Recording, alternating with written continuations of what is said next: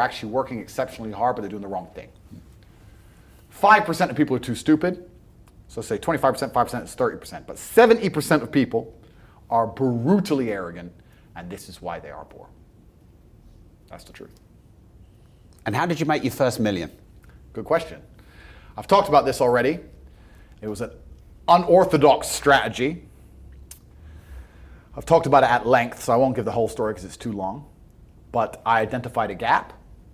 I identified a market. I approached the scenario and the situation extremely professionally. And I worked exceptionally hard. And I made my first $1 million. So my first millions came from owning a webcam studio. So I saw a little advertisement in the corner of a web page saying, "Talk to live girls now." I've never been a porn guy. I'm not interested in that shit. But I was like, that's interesting. I know some girls who need some money. Boom, boom, boom. I put together this apparatus, extremely professional. No fucking sexual misconduct. No Dan Bilzerian. No threesomes. Nothing. Very professional. 50-somes if it's down. Very professional outfit. And I used all my business knowledge and all my life knowledge, and I applied it. I worked 22-hour days, I would say. I got to the point where I was so tired. But I'd say, you know what, give me 20 minutes. And if I could hear the alarm go off, I'd get up. Sometimes I just slept clean through it, and I slept an hour or two. For months and months and months, and I built an empire. I built an insanely large empire at one point. I'm completely out of that business now, but how did I do it? As in, did you sell it? I didn't sell it, I just closed it all down, I moved on. I started making a bunch of money and I found other opportunities. But how did I get that opportunity? Perspicacy. First thing I said, pay attention. I paid attention. I looked at the girl. I'll give you the coffee shop example. This is what I did. I clicked on that advert. I saw the girl sitting there, miserable, waiting for a customer. I thought, nobody's going to buy from an unhappy bitch. The men who are paying her are trying to escape an unhappy life, or they wouldn't be doing this shit. So when I got my girls online, smile. Happy girls get paid. That was the token. That was the slogan. Happy girls get rich. Joking, ha ha ha. Who's you gonna pay? You're gonna pay the girls like, yeah, having a blast. So I paid attention to the competition. I saw an opportunity, just like the coffee shop.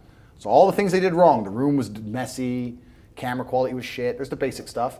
The way the girl acted and interacted, all that stuff. And I applied it all by paying attention countless hours watching everybody else, finding the way to do it better, just like with the coffee shop, and I did it better. So I was absolutely and utterly perspicacious, and that's how you make money. And I did it with that, but I could have done it with anything. And now I do it with everything.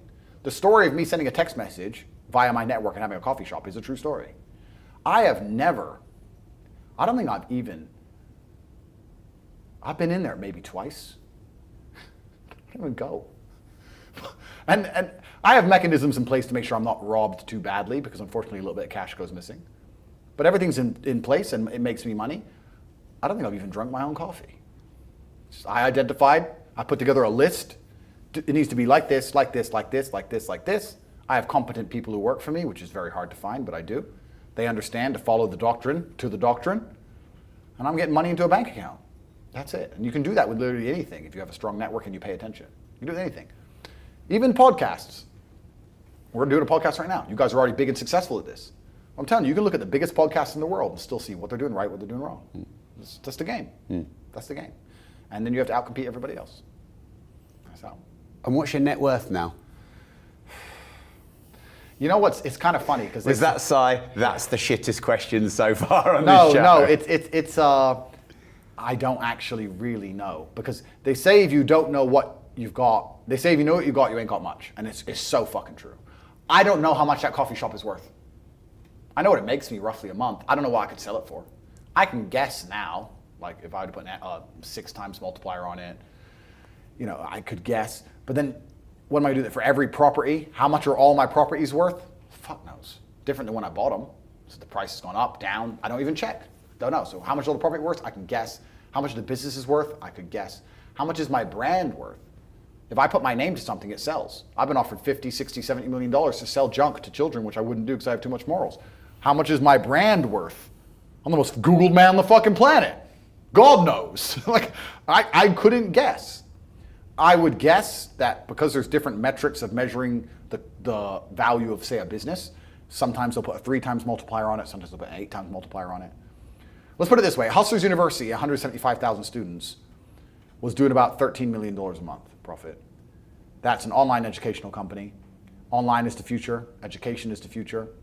It was seamless, fantastic. It outcompeted Oxford, Cambridge, everybody. It was the best school on the planet. Not just because we had 175,000 students, because we retained 175,000 students. That's the key. 175,000 people were making more money than they invested each month. There's no other platform on the planet that can do that. We had no competition. There was no other online digital learning platform that was even 1% as close. We were the largest online digital teaching platform on the planet. And everybody wants to make money. So everybody wants to join. Male, female, rich country, poor country. That's $13 million a month that was doing. So what's that? 120, $130 million a year? 8 times multiplier? What's that worth? 800 million by itself? Like, depending how you want to estimate it, I can sit here and say I'm worth $200 million or $1 billion. I could be a billionaire with net worth for the things I own, things I'm in control of. Depends on how you want to analyze it. So the reason I sighed is because I don't have a clue how much money I'm worth. I don't know. I know that if I want shit, I get it. I know that the world is effectively free now. I'm at a point of money where I never, ever contemplate the price of anything ever. The whole world, the only way I can explain being ridiculously rich is that everything is completely free. So if you want something, even 1%, even if you want something a little bit, the cost is 0% consideration. So I have 30 cars. I tried to stop at 10, but the car owners know I'm going to buy them, right? So they decide to launch a new Lambo, and they text me and go, "Hey, new Lambo." I don't even ask to see a picture. I'm just like, okay, because I'm not going to notice the money going missing. So why not at least? I might only glance at it for 3 seconds. I may never even drive it. I might just go, "Oh, yeah, it's all right." That's worth the money to me because the money is worth nothing. So the whole world is free. If I want coffee, it's